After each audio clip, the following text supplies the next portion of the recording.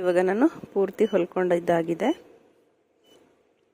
ಈಗ ನೋಡಿ ಫ್ರಂಟ್ ಸೈಡಿಂದ ಡಿಸೈನ್ ಹೇಗಿದೆ ಅಂತ.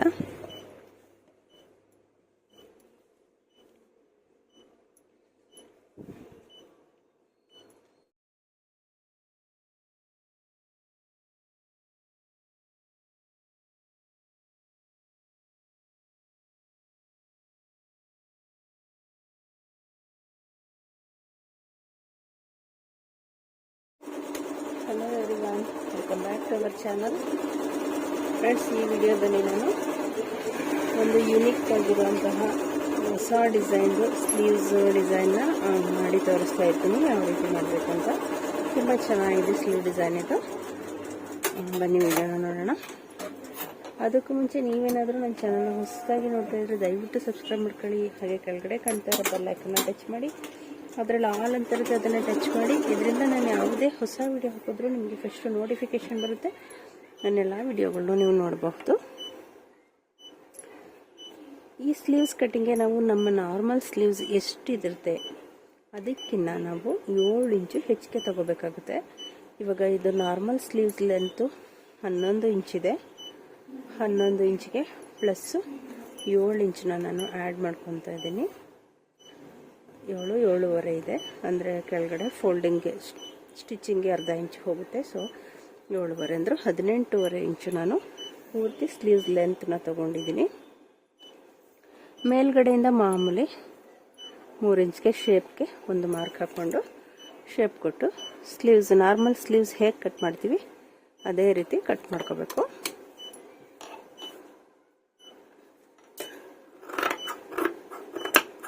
ಹೊಸದಾಗಿ ಚಾನಲ್ ನೋಡ್ತಾ ಇರೋರು ದಯವಿಟ್ಟು ಸಬ್ಸ್ಕ್ರೈಬ್ ಮಾಡ್ಕೊಳ್ಳಿ ಫ್ರೆಂಡ್ಸ್. ಹೀಗೆ ನಿಮ್ಮ ಫ್ರೆಂಡ್ಸು ಫ್ಯಾಮಿಲಿ ಮೆಂಬರ್ಸ್ಗೂ ಕೂಡ ವಿಡಿಯೋನ ಶೇರ್ ಮಾಡಿ.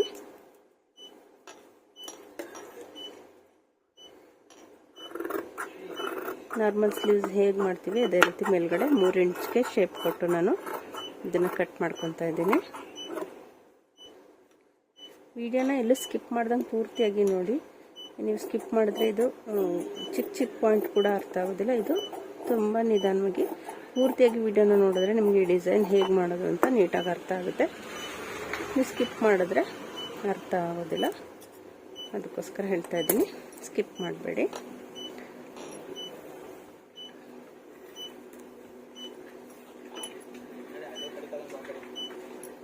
ಇವಾಗ ಇದು ಕಟ್ಟಿಂಗ್ ಸ್ಲೀವ್ಸ್ ಕಟ್ ಮಾಡ್ಕೊಂಡಿದ್ದಾದ್ಮೇಲೆ ಈ ಸೆಂಟರ್ಗೆ ಈ ರೀತಿ ಒಂದು ಗೀರ್ ಹಾಕ್ಕೊಳ್ಳಿ. ಈ ರೀತಿ ಕೈಯಲ್ಲಿ ಮಾಡಿಕೊಂಡು ಸ್ಲೀವ್ಸ್ನ ಎತ್ಕೊಳ್ಳೋಣ. ಒಂದು ಸ್ಲೀವ್ಸ್ನ ತಗೊತಾ ಇದ್ದೀನಿ ನಾನು.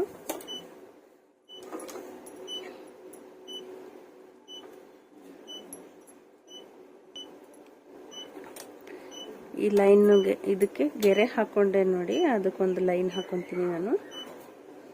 ಸೆಂಟರ್ಗೆ ಸ್ಟ್ರೈಟಾಗಿ ಲೈನ್ ಹಾಕ್ಕೊಳ್ಳಿ.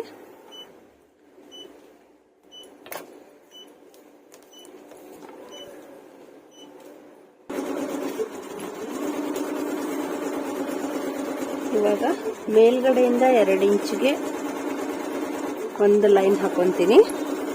ಕೆಳಗಡೆಯಿಂದನೂ 2 ಇಂಚ್ ಬಿಟ್ಟು ಒಂದು ಲೈನ್ ಹಾಕೊತೀನಿ.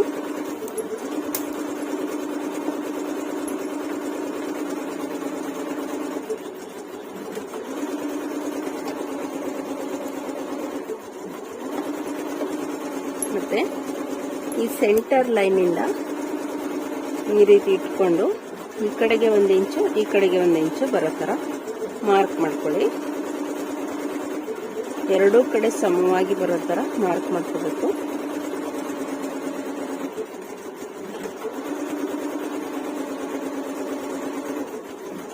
ಮಾರ್ಕ್ ಮಾಡ್ಕೊಂಡಿದ್ಮೇಲೆ ಸ್ಕೇಲಲ್ಲಿ ಸ್ಟ್ರೈಟಾಗಿ ಲೈನ್ ಹಾಕೋಬೇಕು. ಈ ಡಿಸೈನ್ನ ನಾವು ಕೈಯಲ್ಲೇ ಹೊಲಿಬೇಕಾಗುತ್ತೆ, ಮಿಷಿನಲ್ಲಿ ಹೊಲಿಯೋದಕ್ಕಾಗಲ್ಲ. ಸೊ ನೀವು ನೀಟಾಗಿ ನೋಡ್ಕೊಳ್ಳಿ ಕರೆಕ್ಟಾಗಿ.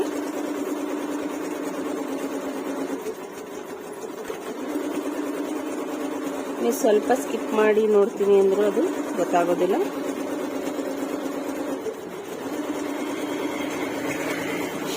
ಇವಾಗ ನಾನು 2 ಕಡೆಗೆ 1 ಇಂಚಿಗೆ ಮಾರ್ಕ್ ಹಾಕೊಂಡಿದ್ದೀನಿ. ಇವಾಗ ಮತ್ತೆ ಈ ಥರನೂ ಇಟ್ಕೊಂಡು 1 ಇಂಚಿಗೆ ಮಾರ್ಕ್ ಹಾಕೊಳ್ಳಿ. ಕರೆಕ್ಟಾಗಿ 1 ಇಂಚಿಗೆ ಬರಲಿ.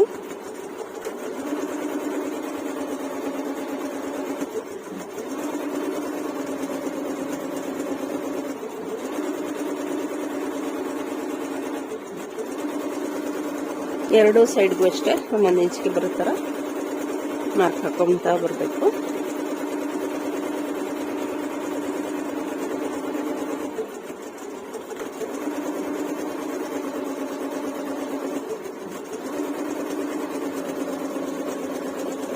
ಇವಾಗ ಈ ಮಾರ್ಕ್ ಹಾಕಿದ್ದೀನಲ್ಲ, ಇಲ್ಲಿಗೂ ಅಷ್ಟೇ ನಾನು ಒಂದೊಂದು ಬಾಕ್ಸ್ ಥರ ಈ ರೀತಿ ಲೈನ್ನ ಮಾಡ್ಕೊತೀನಿ. 1 ಇಂಚ್ಗೆ ಲೈನ್ ಮಾಡ್ಕೊಳ್ಳಿ ಬಾಕ್ಸ್ ಥರ.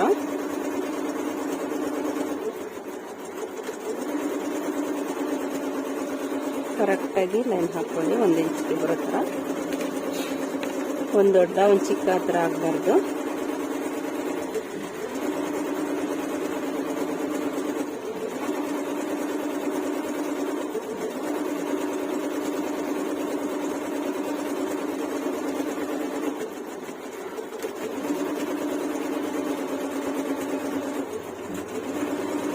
ಫ್ರೆಂಡ್ಸ್, ಇನ್ಸ್ಟಾಗ್ರಾಮ್ ಅಥವಾ ಫೇಸ್ಬುಕ್ಕಲ್ಲಿ ವಿಡಿಯೋನ ನೋಡ್ತಾ ಇರೋ ದಯವಿಟ್ಟು ನಮ್ಮ ಪೇಜ್ನ ಫಾಲೋ ಮಾಡಿ, ಹಾಗೆ ಲೈಕ್ ಕೊಡೋದನ್ನು ಮರಿಬೇಡಿ.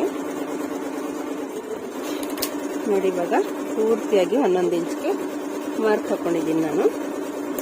ಈ ಮಾರ್ಕ್ ಆದಮೇಲೆ ನಾವು ಈ ಕಡೆ ಸೈಡು ಫಸ್ಟ್ ಬಾಕ್ಸ್ಗೆ ಈ ಸೆಂಟರ್ಗೆ ಈ ಥರ ಕ್ರಾಸ್ ಆಗಿ ಲೈನ್ ಹಾಕೋಬೇಕು. ಫಸ್ಟ್ ಬಾಕ್ಸ್ಗೆ ಹಾಕಿ ಮತ್ತೆ 2ನೇ ಬಾಕ್ಸ್ ಬಿಟ್ಟು 3ನೇ ಬಾಕ್ಸ್ಗೆ ಹಾಕೊಳ್ಳಿ.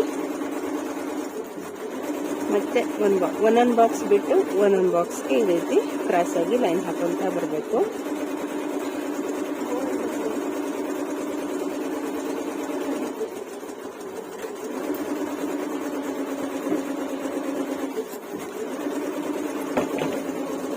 ನೀವೆಷ್ಟು ನೀಟಾಗಿ ಲೈನ್ ಹಾಕೊಂತೀರೋ ಅಷ್ಟು ನೀಟಾಗಿ ಡಿಸೈನ್ ಬರುತ್ತೆ.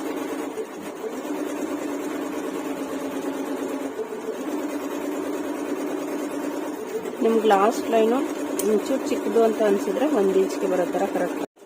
ಇವಾಗ ಸೂಜಿಗೆ ಈ ರೀತಿ ದಾರನ ಪೋಣಿಸ್ಕೊಂಡಿದ್ದೀನಿ. ಪೋಣಿಸ್ಕೊಂಡು ನೋಡಿ, ನಾವು ಮಾರ್ಕ್ ಮಾಡಿದ್ವಲ್ಲ ಅಲ್ಲಿ ಫಸ್ಟ್ ಕಾರ್ನರ್ ಇದೆಯಲ್ಲ, ಆ ಕಾರ್ನರ್ಗೆ ಪೋಣಿಸ್ಕೊಳ್ಳಿ.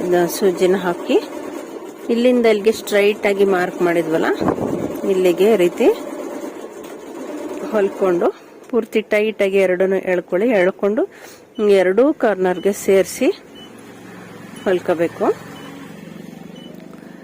ಮತ್ತೆ ಇದನ್ನ ಹೊಲಿವಾಗ ಮೇಯ್ನ್ ಆಗಿ ನಾವೇನ್ ನೆನ್ಪಿಟ್ಕೋಬೇಕು ಅಂತ ಹೇಳಿದ್ರೆ, ನಾವ್ ಯಾವಾಗ್ಲೂ ಉಲ್ಟಾ ಸೈಡ್ಗೆ ಮಾರ್ಕ್ ಹಾಕೊಂಡು ಮಾಡ್ಬೇಕು. ಇದನ್ನ ಟಾಪ್ ಸೈಡ್ಗೆ ಡಿಸೈನ್ ಕಾಣೋ ತರ ಉಲ್ಟಾ ಸೈಡ್ ಮಾರ್ಕ್ ಹಾಕಿ ಮಾಡ್ಕೊಳ್ಳಿ. ಇವಾಗ ಇದೊಂದು ಆಗಿದ್ಮೇಲೆ ನಾವು ಪದೇ ಪದೇ ದಾರ ಕಟ್ ಮಾಡೋ ಅವಶ್ಯಕತೆ ಇಲ್ಲ. ಇಲ್ಲಿಂದ ಇಲ್ಲಿಗೆ ಸ್ಟ್ರೈಟ್ ಆಗಿ ಮಾರ್ಕ್ ಇದೆಯಲ್ಲ, ಈ ಕಾರ್ನರ್ಗೆ ಫಸ್ಟ್ ಈ ತರ ಸೂಜಿಲಿ ಹೊಲ್ಕೊಳ್ಳಿ. ಹೊಲ್ಕೊಂಡು ಇದನ್ನ ನಾವು ಟೈಟ್ ಆಗಿ ಅಥವಾ ಲೂಸು ಟೈಟು ಏನು ಮಾಡಬಾರ್ದು.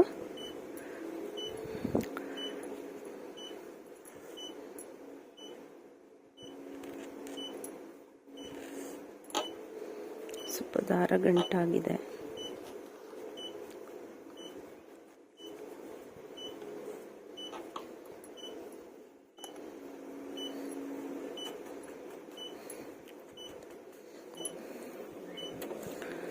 ನೋಡಿ, ಇವಾಗ ಇದು ಎಷ್ಟಿದೆ ಅಷ್ಟಕ್ಕೆ ದಾರ ಕರೆಕ್ಟಾಗಿ ಹಾಗೆ ಹಾಕೊಳ್ಳಿ. ಲೂಸು ಟೈಟು ಏನು ಮಾಡಕ್ ಹೋಗ್ಬೇಡಿ.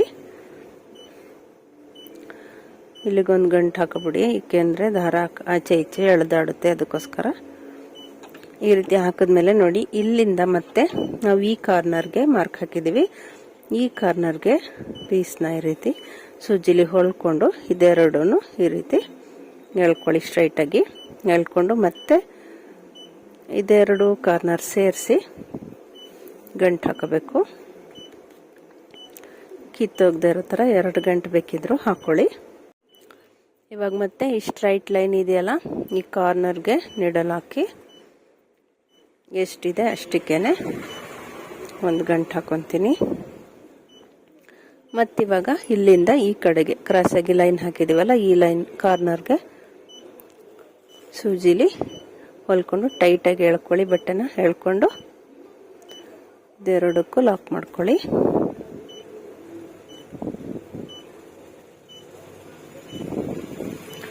ಸೇಮ್ ಇದೇ ಮೆಥಡಲ್ಲಿ ನಾನು ಪೂರ್ತಿ ಬ್ಲೌಸ್ ಸ್ಲೀವ್ಸ್ಗೆ ಹೊಲ್ಕೊತೀನಿ. 2 ಸ್ಲೀವ್ಸ್ಗೆ ಹೊಲ್ಕೊಂಡು ಬರ್ತೀನಿ.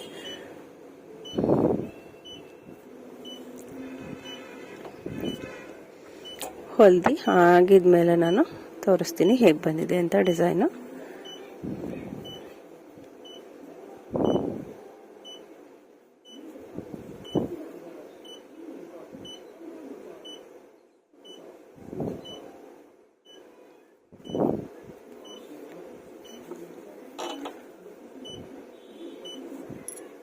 ಇವಾಗ ನಾನು ಪೂರ್ತಿ ಹೊಲ್ಕೊಂಡಿದ್ದಾಗಿದೆ. ಈಗ ನೋಡಿ ಫ್ರಂಟ್ ಸೈಡಿಂದ ಡಿಸೈನ್ ಹೇಗಿದೆ ಅಂತ.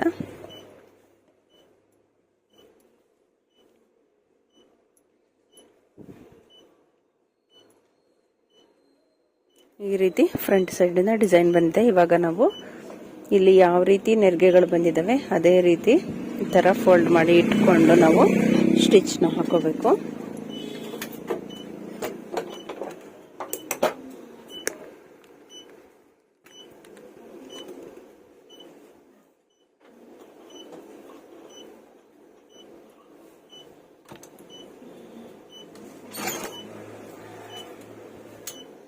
ಅಲ್ಲಿ ಎಷ್ಟು ನೆರಿಗೆ ಬಂದಿದೆ ನೋಡಿ, ಅಷ್ಟಕ್ಕೂ ಹೊಲ್ಕೊಳ್ಳೋಣ.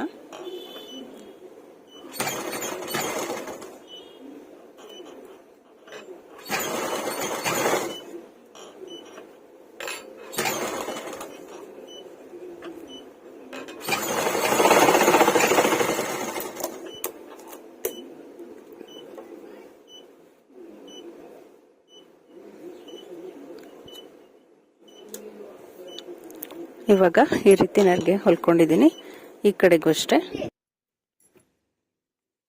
ಇವಾಗ ಎರಡು ಸೈಡು ನೋಡಿ ಈ ರೀತಿ ನೆರಿಗೆ ಕೊಟ್ಟು ಹೊಲ್ಕೊಂಡಿದ್ದೀನಿ. ಇವಾಗ ಇಲ್ಲಿ ಮಧ್ಯೆ ಬೇಕಂದ್ರೆ ನಿಮಗೆ ವೈಟ್ ಬೀಡ್ಸ್ಗಳನ್ನ ಹಾಕೋಬಹುದು, ಇಲ್ಲಾಂದರೆ ಹಾಗೆ ಸ್ಲೀವ್ಸ್ನ ಸ್ಟಿಚ್ ಮಾಡ್ಕೋಬಹುದು.